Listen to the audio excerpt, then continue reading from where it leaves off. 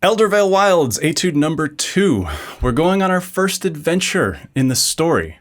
So we've got our sturdiest trousers, a little bit of food, and a sword. Somehow we found a sword, and we're going to go out into the woods and find a treasure.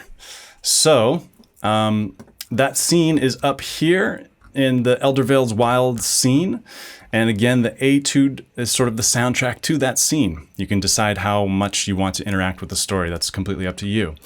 There are a couple extended techniques in this Etude already, number 2. Specifically, these strange markings here. This is not a standard notation, even for an extended technique.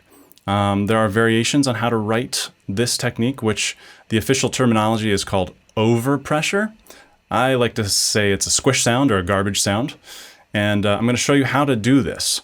The point of the Etude is, yes, of course, it's a left-hand finger pattern Etude, but a sort of hidden, underlying Etude within that is a bow control, sound control. So we've got these long slurs. How singing and sonorous can you make that sound? And then all of a sudden we have this overpressure sound, which sounds like this. That's what the overpressure sound is. So let's talk about how to do that real quick. What this sound represents in the story is all of a sudden you've been attacked by giant bug monsters. And that's really scary. Bugs are scary in general. Imagine giant ones attacking you. So we have to squish them. Sorry, it's not, we're defending ourselves. So in order to squish them, every time you see this, you have to make that overpressure sound. In addition, I've added a little instruction down here, palm muting. We can talk about that.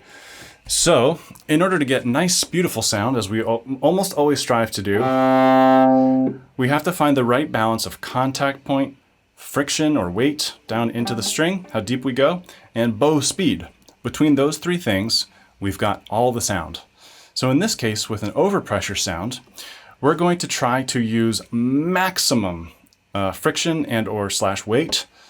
We're going to try to be out really far for the contact point, and we're going to use a super slow bow. And what that is going to do is absolutely cancel any chance that the string can vibrate in a way that makes a pitch. So we don't want pitch in this case. We can sustain it. We can do a short one. We can gradually go from a tone to a squish sound. Those gradations are actually really important for being able to really master the bow. So that's what this Etude is all about.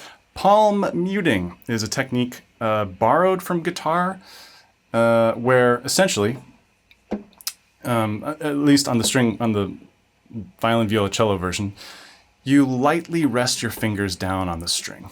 You don't push down to pitch depth. We don't want to push. We don't want to create pitch. We want to block the strings from vibrating. So we're just laying our fingers down.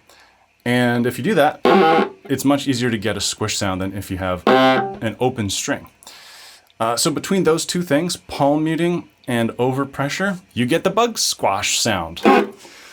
The good news is you'll always know if you've done it at the right time because it's in the track. So let's go find that first one in bar 22. Here's the beginning. I'm going to skip ahead. Here we go.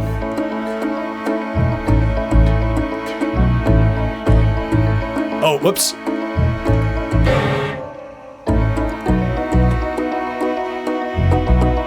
So every time that happens in the notation, you can just do it right with the track.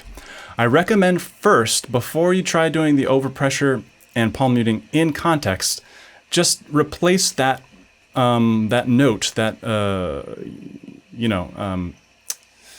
overpressure note with a vocal sound. So say squish or say blah or say something, so that you're just playing the normal written stuff, and then you say first when the overpressure happens, because there are some tricky rhythms later on the second page.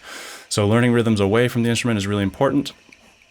Once you get comfortable with that, you can play it, of course. And you don't need the track, but I like the track. I like playing with the track. I think it's a lot of fun, and I hope you do too.